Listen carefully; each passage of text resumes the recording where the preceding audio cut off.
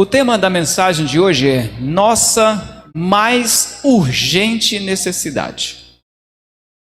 Entre tantas necessidades, qual seria a minha, qual seria a sua mais urgente de todas as necessidades? Esse é o título da mensagem desta manhã. E o texto bíblico que eu escolhi para compartilharmos juntos está no segundo livro dos Reis, capítulo 22, os versículos de 8 em diante. Segundo Reis, capítulo 22, versículos de 8 em diante.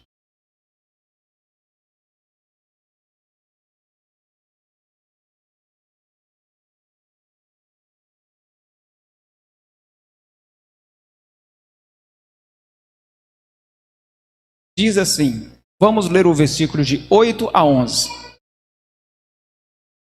Então disse o sumo sacerdote Ilquias ao escrivão Safã: achei o livro da lei na casa do Senhor. Ilquias entregou o livro a Safã, e este o leu. Então, o escrivão Safã veio ter com o rei e lhe deu relatório dizendo: teus servos contaram o dinheiro que se achou na casa e o entregaram nas mãos dos que dirigem a obra, e tem a seu cargo a casa do Senhor. Relatou mais o escrivão Safã ao rei, dizendo: o sacerdote Ilquias me entregou um livro, e Safã o leu diante do rei. Tendo o rei ouvido as palavras do livro da lei, rasgou as vestes. A mais urgente necessidade que a igreja teve e tem e terá em todos os tempos, a profetisa Ellen G. White nos adianta em seu livro Mensagens Escolhidas, volume 1, página 121. Veja o que ela nos diz nesta passagem. Um reavivamento da verdadeira piedade entre nós, eis a maior e a mais urgente de todas as necessidades. E ela continua: buscá-lo deve ser nossa primeira ocupação. Sem sombra de dúvidas, eu sei que todos temos necessidades de saúde, de financeira, emocionais, mas essa é a maior, é a primeira. Um reavivamento em nossa vida espiritual, uma reforma em nossa vida cristã. Essa certamente é a maior necessidade que eu tenho e que você tem. A história da Igreja de Deus ela é marcada por vários momentos de reavivamento e reforma. O povo de Deus, a história de Israel, você vai ver em vários momentos em que esse movimento acontece. Acontecia quando se levantava um bom rei, um reavivamento, uma reforma. O rei morria, havia uma apostasia, e aí tudo voltava a ficar ruim. Surgia um novo homem de Deus, uma mulher de Deus, reavivamento começava, a reforma acontecia. Mas a reforma dos dias de Josias, do rei Josias, talvez seja a mais marcante de todas as reformas dos tempos da igreja do Antigo Testamento. Por isso eu queria extrair com vocês algumas lições. O que foi que aconteceu nos dias de Josias que provocou essa reforma tão forte, tão poderosa? No texto que nós lemos, no capítulo que nós lemos, se você observar o capítulo 22, o versículo 1, diz que Josias, bem jovem, começou a reinar. Tinha ele a idade de 8 anos de idade. E ele já começou, já nessa idade, buscar a Deus e fazer o que era certo. No versículo 3 do mesmo capítulo, diz que o movimento de reavivamento e reforma não aconteceu assim que ele começou a reinar. Alguns eventos ajudaram a fazer esse reavivamento ser possível. E isto aconteceu no 18º ano do reinado dele. Então me ajude os matemáticos. Se ele tinha 8 anos de idade quando começou a reinar, E agora já haviam se passado 18 anos. Que idade tinha Josias? 26 anos. Era um jovem. Por que eu fiz questão de destacar a idade de Josias? Eu acho muito bonito, eu acho muito legal que a igreja ore pelos jovens. Eu acho que nossos jovens passam muitos desafios. Certamente são tentados e assediados constantemente. Eu só gostaria de lembrar que quando orassem pelos jovens, orassem também pelos adultos e idosos. Orassem também pelas crianças. Porque não importa a idade, qualquer pessoa pode ser um cristão sério. Qualquer pessoa, independente de ser criança, jovem, adulto ou idoso, pode ser um cristão forte e vencedor. Não podemos jamais usar a desculpa da juventude, ou da infância, ou da idade, para ser um cristão relaxado, para não ser um cristão reavivado e forte. Esse menino começou a buscar avivamento, tinha 8 anos. Aos 26 era um jovem que estava buscando reavivamento e reforma. Então não tem idade para ser reavivado. Reavivamento e reforma tem a ver com disposição do coração. Ele se dispôs e Deus efetuou. No versículo 8, que foi o primeiro verso que nós lemos, como foi que começou o movimento de reavivamento e reforma em Israel nos dias de Josias? O que significa, primeiramente, reavivamento e reforma? São duas coisas que elas andam juntas, mas são um pouquinho diferentes. Reavivamento é uma mudança que acontece na mente e no coração. É uma mudança interior. A reforma, por sua vez, é uma mudança que acontece na parte exterior. Em outras palavras, eu não consigo avaliar o seu reavivamento, mas eu posso mais ou menos ter uma ideia da sua reforma. Não pode haver uma sem a outra. Se uma pessoa ficar dando muita ênfase só no reavivamento, sem se preocupar com a mudança externa em palavras, em hábitos, em maneira de vestir, de viver, de comer, de andar, se ela ficar só com essa ideia de que o que importa é meu coração, o que importa é minha vida com Deus, e ficar com essa ideia subjetiva de reavivamento, ela vira um cristão que tem uma fé sem obras. Ou seja, um cristão que tem uma fé morta, inoperante. Está tentando enganar a si mesmo. Por outro lado, se eu for um cristão e ficar dando ênfase muito na reforma, na mudança de roupa, na mudança do que come, o que deixa de comer, o que faz, deixa de fazer, o que usa, deixa de usar, aí eu posso acabar indo para um outro ponto extremo, para o legalismo, para a tentativa diabólica de querer ser salvo pelo que eu faço, pelo que eu uso, pelo que eu deixo de fazer. Então são dois extremos. O genuíno reavivamento, a genuína mudança na mente e no coração vai provocar inevitavelmente uma forma diferente de me comportar e de viver. Então a reforma, ela é um resultado de uma mente e de um coração que foi reavivado. Mas como isso aconteceu? No versículo 8, eu vejo aí o primeiro passo, talvez o mais importante passo que aconteceu para provocar esse profundo reavivamento espiritual nos dias de Josias. No versículo 8, diz que Ilquias, ele era o sumo sacerdote, ele era o líder religioso mais importante de Israel naqueles dias. Mas o reavivamento e reforma não começou com esse sumo sacerdote de Israel. Começou com uma outra pessoa, chamada Safã. E quem era Safã? Um escrivão do rei, um secretário. Quando a gente pensa numa igreja assim, há uma tentação da gente imaginar que reavivamento e reforma, que preocupação com vida espiritual, quem deveria ser a primeira pessoa a ter essa preocupação ou dar o exemplo de reavivamento e reforma na igreja que nós estamos aqui agora? Eu não posso me eximir a responsabilidade. Se tem alguém aqui que tem uma obrigação acima de todos vocês, esse alguém sou eu. O pastor tem a obrigação de dar exemplo ao seu rebanho. Por outro lado, vocês não podem esperar de mim que eu seja o primeiro exemplo.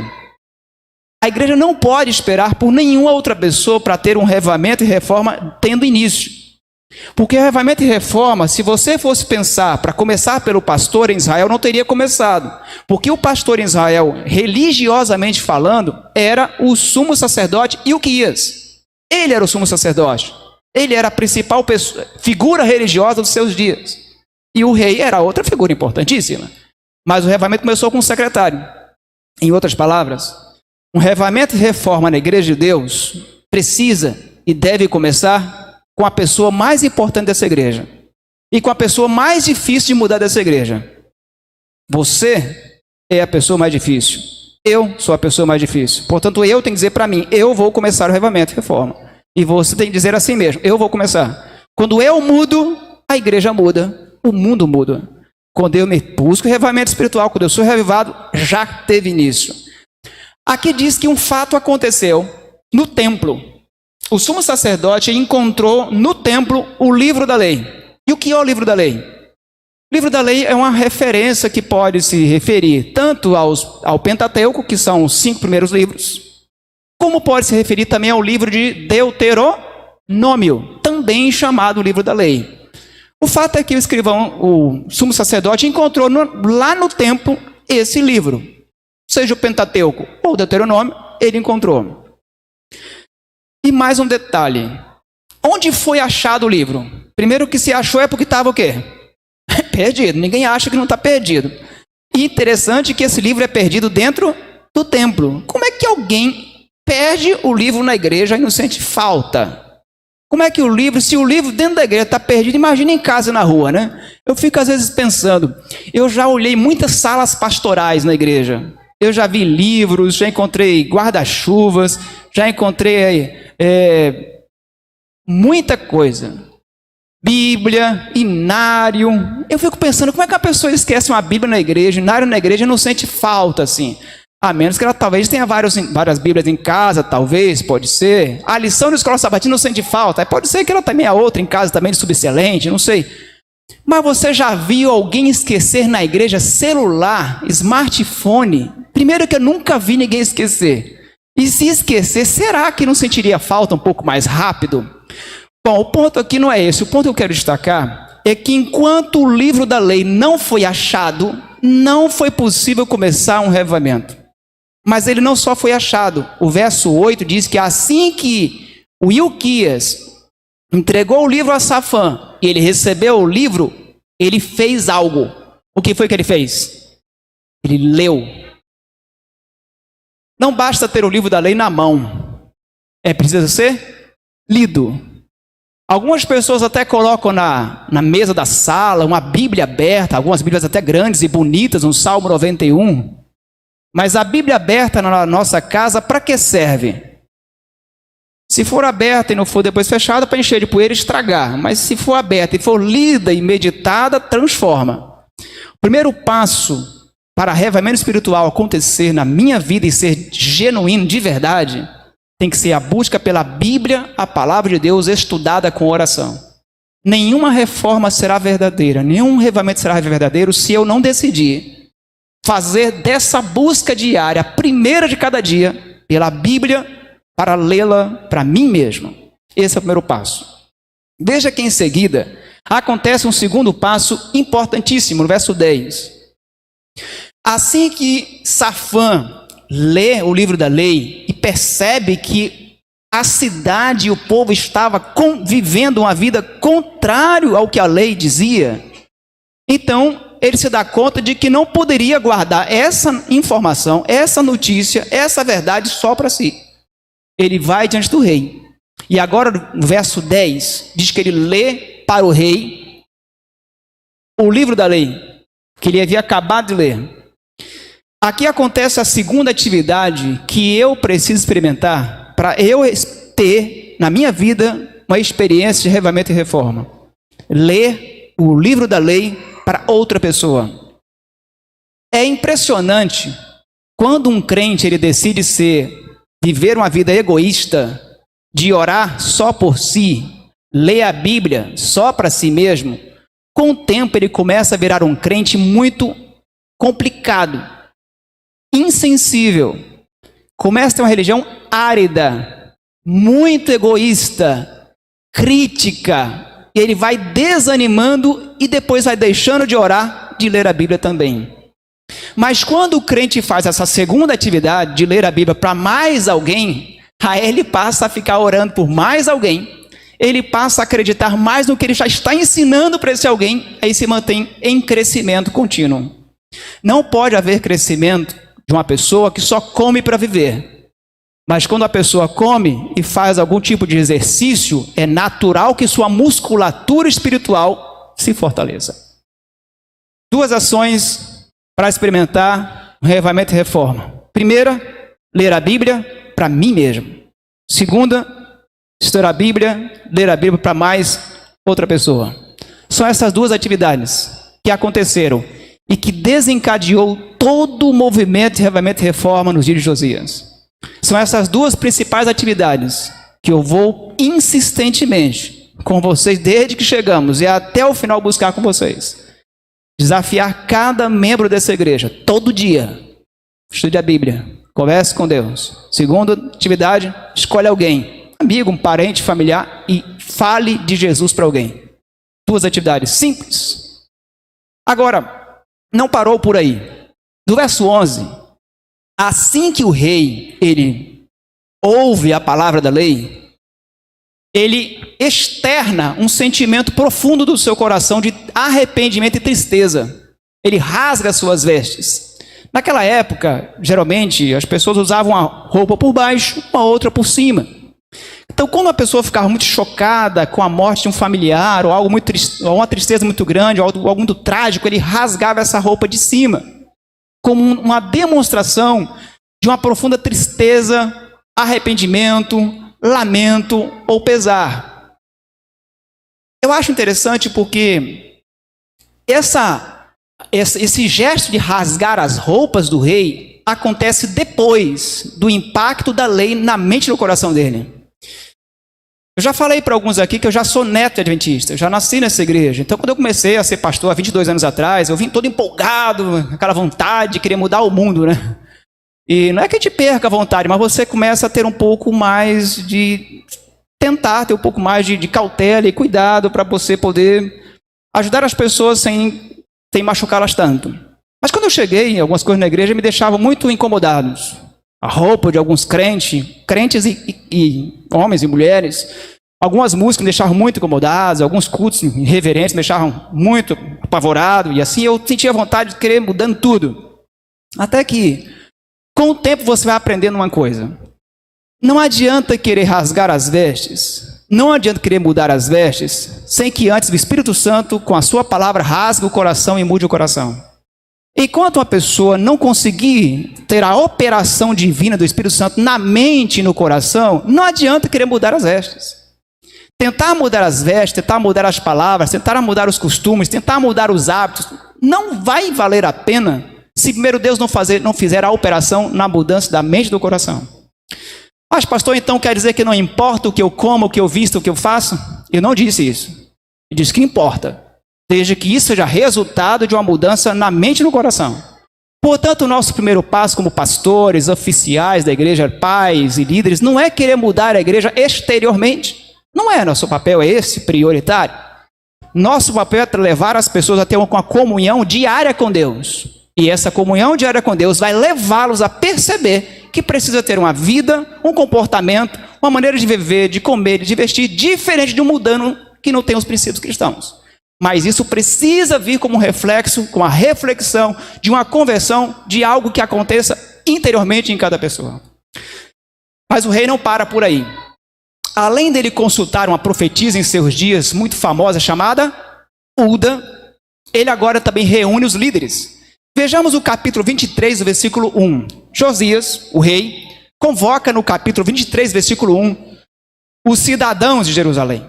Ele deu ordem a todos os anciãos de Judá, eles se ajuntaram a ele. 23, verso 2 agora.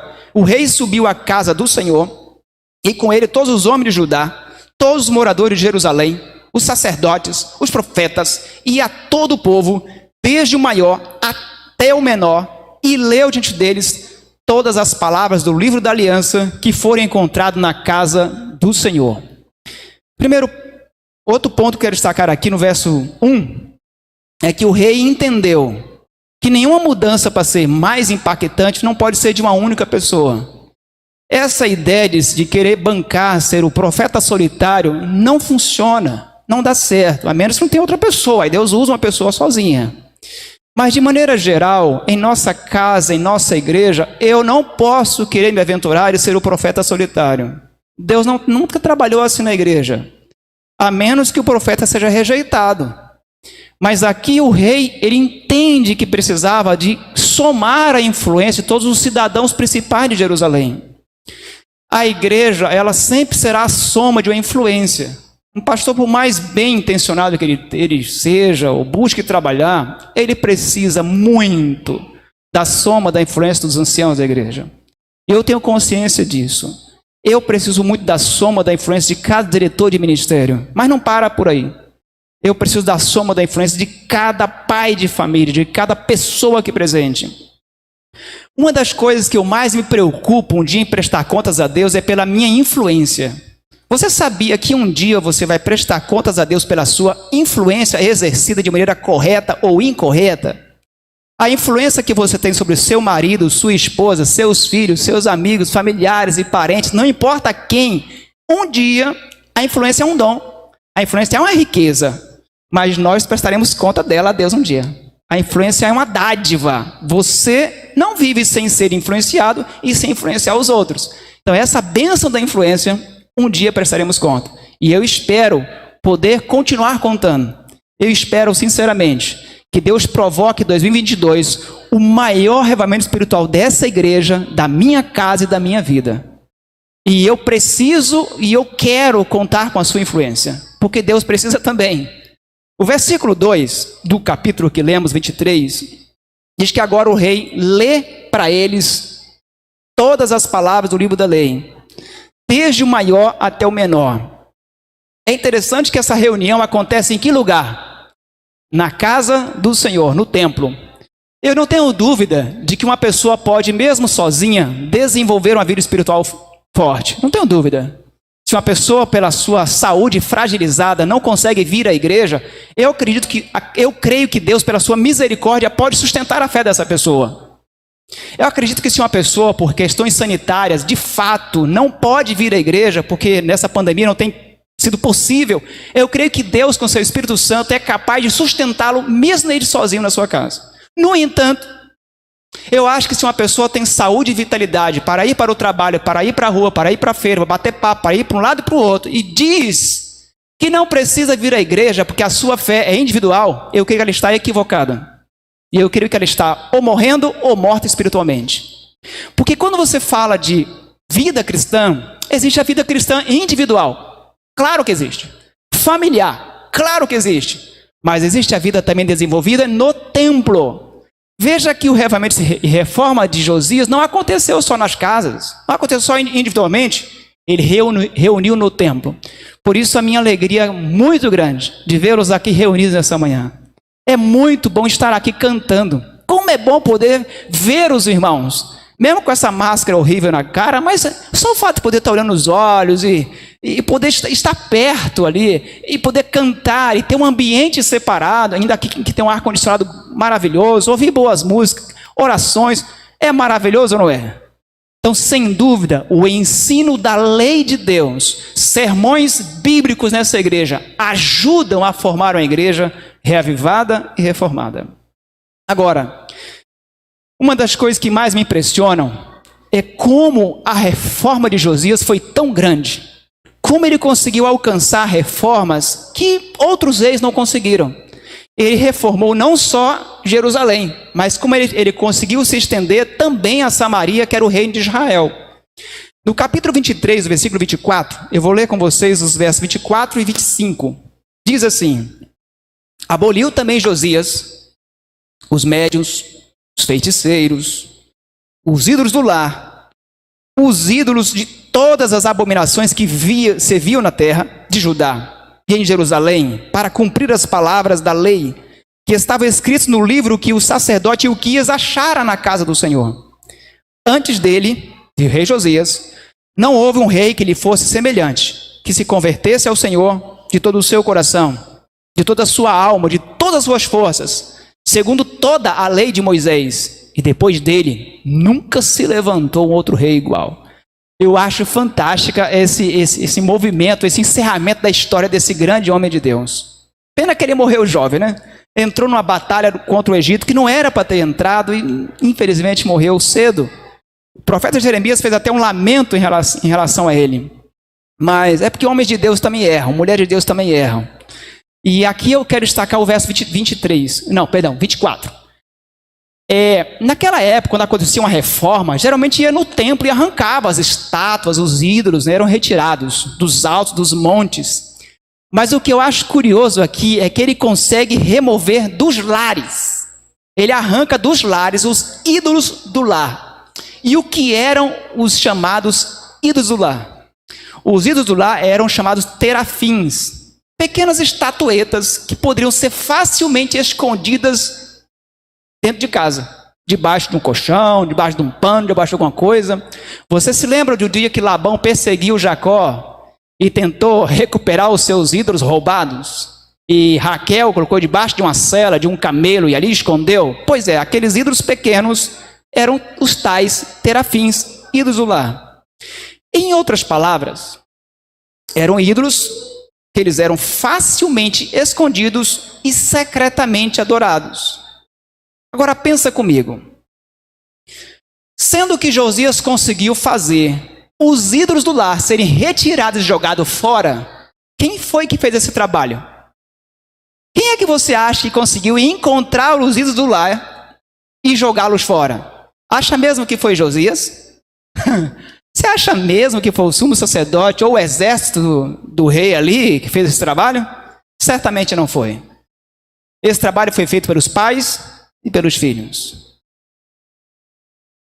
Eu acredito que a igreja deve, com seus ministérios, os anciãos, pregadores, pastores, devem fazer o máximo possível para oferecer na igreja o melhor possível para manter nossos filhos salvos.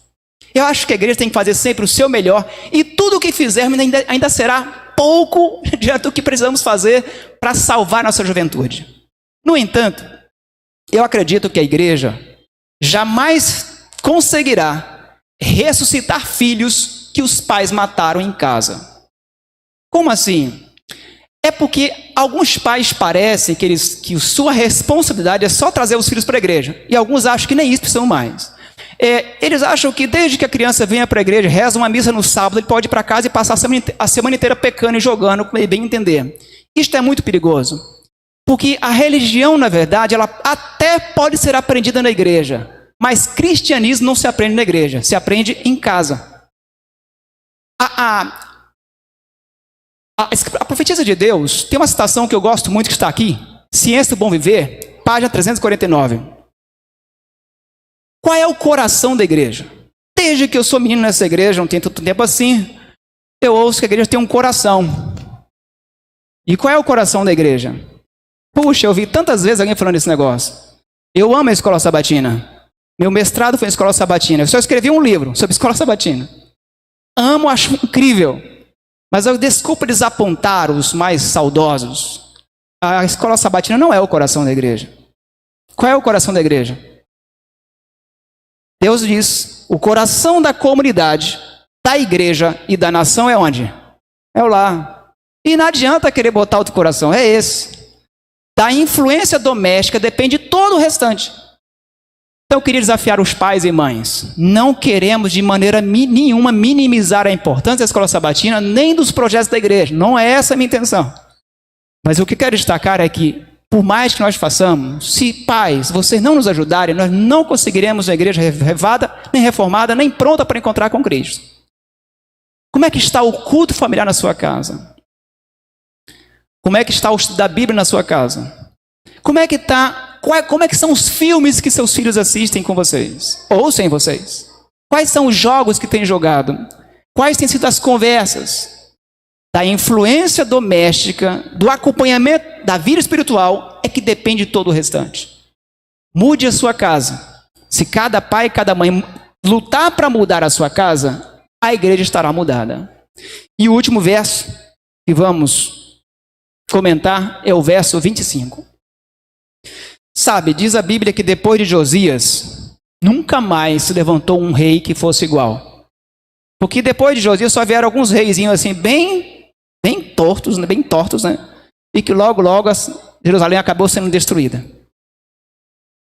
Josias, o que chama a atenção é que diz que ele se converteu a Deus de todo o seu coração, de todo o seu entendimento e de toda a sua alma. E eu acho isso lindo. Só vale a pena ser cristão se for de todo o coração. Só vale a pena ser adventista se for para valer. Só vale a pena você estar aqui, eu estar aqui, se for para entrar de cabeça. Se for para ficar mais ou menos, não vale a pena. Estão perdendo tempo, eu estaria perdendo meu tempo. Eu acho bonito quando Josias diz que ele assim, eu vejo em Josias alguém que está completamente comprometido. Agora, quem tem que começar esse movimento mais incrível que existe sou eu. Se nós queremos ver a igreja mais poderosa, eu sei que nós queremos ver casamentos mais fortes, nós queremos ver lares, casais e filhos muito mais fortes. Nós queremos trazer de volta os filhos que saíram. Nós queremos trazer de volta pessoas que um dia frequentaram essa igreja, não quiseram mais saber de Deus, por alguma razão desanimaram. Nós queremos atrair muita gente lá fora para esta igreja. Sim, mas para começar todo esse movimento, eu preciso individualmente entrar nesta obra. E eu queria desafiar você, em nome de Jesus, a fazer essas duas atividades como prioridade na sua vida, cada dia da sua vida, em especial 2022. Estudar sua Bíblia, ler sua Bíblia todo dia, meditar nela todo dia com oração. E escolher alguém para você ler para essa pessoa também a palavra de Deus. Para você buscar esse ano, levá-la a Cristo. Você aceita o desafio em nome de Jesus? Você aceita individualmente. Não é para você olhar para o seu marido, nem para sua esposa, não. Nem para outra pessoa. Entra você. Começa com você. Trabalhe no seu casamento. Trabalhe na sua família. Se você cuidar da sua vida, se você tomar conta da sua casa, deixe que a igreja estará muito bem cuidada. Porque a igreja é a soma da sua vida, da minha vida, das nossas famílias. Nós teremos agora uma mensagem musical. Eu gostaria que você aproveitasse esse momento dessa mensagem musical e dissesse, Senhor, eu quero te consagrar individualmente a minha vida. Eu quero te consagrar minha casa. Eu quero que o Senhor provoque na minha vida, na minha mente, no meu coração, um revivamento espiritual. Eu quero que o Senhor faça uma reforma da minha casa, do meu guarda-roupa, da minha dieta, da minha vida. Mas eu quero que essa reforma seja movida pelo Espírito Santo. No final dessa música, vamos nos colocar em pé e faremos uma oração.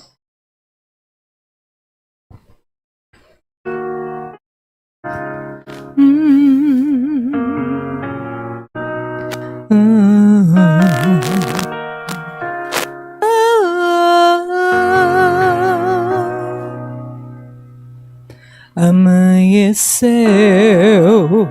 mas um dia está por vir, e eu não sei o que pode me acontecer.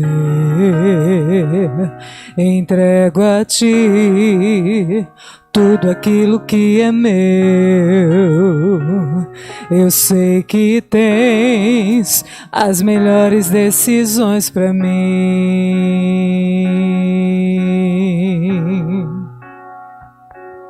Os meus dias eu te entrego, minha vida e meus projetos. Vem, Senhor, faz o que quiser de mim. Toma agora o meu coração, tudo deposito em tuas mãos, e por completo eu me rendo a ti.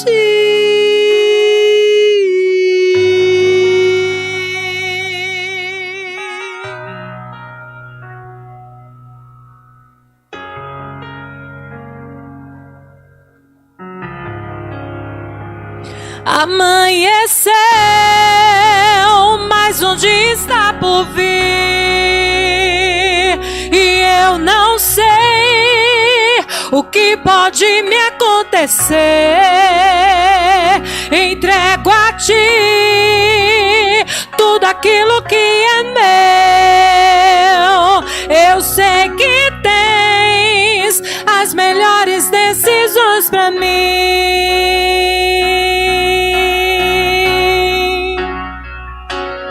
Os meus dias eu te entrego, minha vida e meus projetos. Vem, Senhor, faz o que quiser de mim.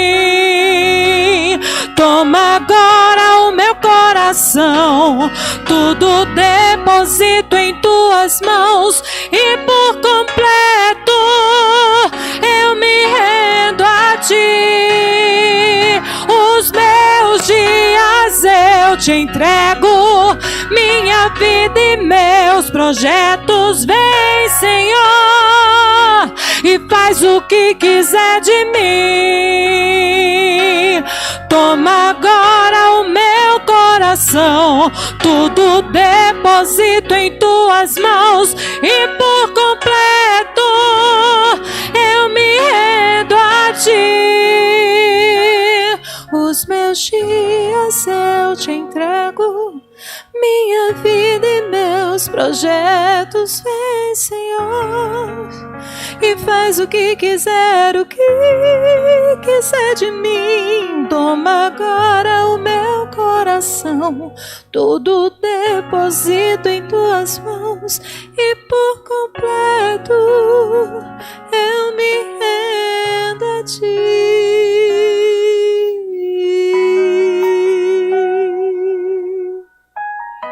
Amém. Muito obrigado, irmã Cíntia, pela mensagem. Que nossos projetos, nossas vidas estejam entregues nas mãos de Deus. Não há um outro livro mais poderoso para ressuscitar, para fortalecer as faculdades mentais, morais e intelectuais mais forte do que o livro da lei, do que a palavra de Deus. Que nós consigamos fazer 2022 o ano da palavra de Deus em nossas vidas. Vamos orar. Nosso Deus e amado Pai, muito obrigado porque o Teu Santo Espírito, o mesmo que operou nos dias de Josias e em todos os dias da história da Tua igreja, Ele está operando hoje também em nossa mente e nosso coração. Portanto, nós queremos entregar nas Tuas mãos nossos planos e metas desse ano. Mas a primeira entrega que queremos fazer é entregar-nos totalmente a Ti, a nossa vida. Nós queremos buscar ao Senhor de todo o nosso coração, de todas as nossas forças, de todo o nosso entendimento, de toda a nossa alma. Nós queremos fazer o nosso melhor. Por favor, ajuda-nos a fortalecer nossas relações conjugais, familiares, pessoais, na igreja, no trabalho, onde quer que nós estivermos. Toma esta igreja amada em Tuas mãos. Fortalece com a Tua graça. Reaviva a nossa vida, reforma o nosso ser, para em breve, com Jesus voltar nas nuvens dos céus, possamos estar preparados para morarmos e vivermos e continuarmos vivendo para sempre com o Senhor Jesus. É o que nós pedimos, ó Deus, e agradecemos em nome e por amor de Jesus. Amém. Deus nos abençoe sempre.